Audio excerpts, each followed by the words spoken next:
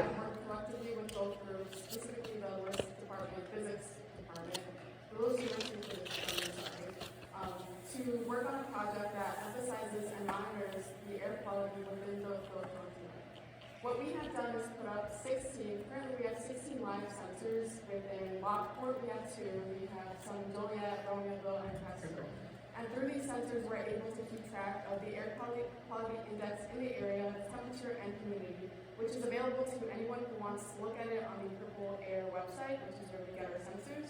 But as owners of these sensors, we are also able to see the particulate matter, which was mentioned earlier, that is within our air.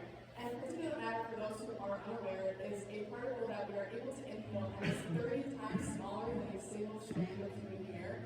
And this means not only is it able to enter your lungs, but it's also able to enter into your bloodstream.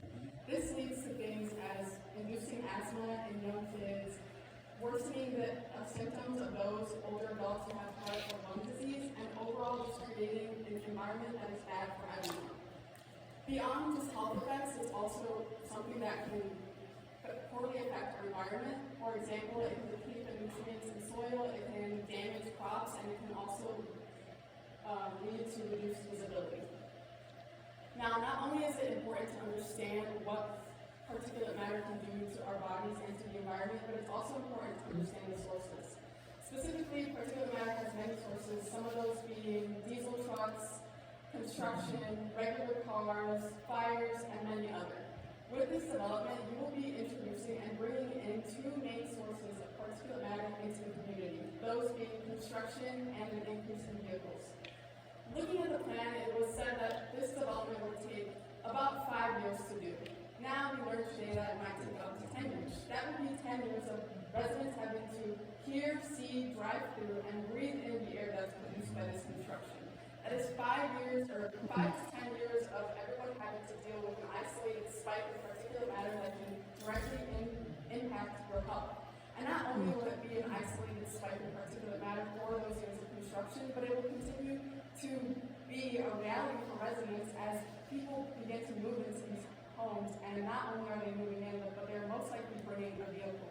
With the anticipated 600 units, we can expect at least 600 cars.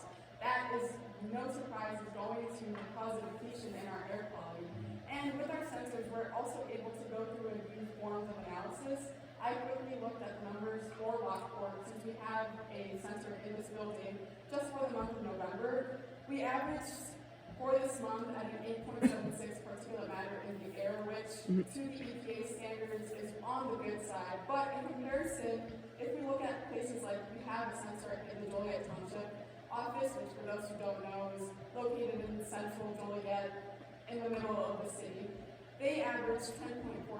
We're not too far behind places like Joliet and Preston, Romeoville that are saturated with factories and houses and traffic on a daily basis. We are already dealing with a crisis here.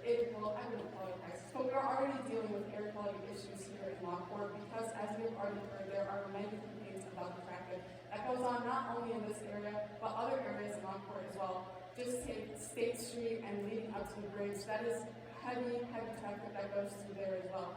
And with this, if we bring about this development or development of this size, if you approve this one, you are approving for future developments of this size as well, and that will only further deplete our air quality. And there is no question on whether if air quality is going to go down. It is a guarantee. I know air quality can sometimes be a little bit hard to think about because it's not something that you always see. We don't walk outside and see smog. We're lucky enough to have decent air quality right now, but if we continue to not take into consideration what could happen with these kinds of developments, we may reach a point where we will have air quality that is just as bad as our surrounding neighborhoods, and that is exactly what we don't want. And so I hope that whatever is taken into consideration for this land, because I do understand that there is a need to development because the dust and undeveloped land is not any better for the environment as these developments. I hope that it honors not only the needs of the city overall, but the individual needs of every resident and their well-being as well. Thank you. Thank you.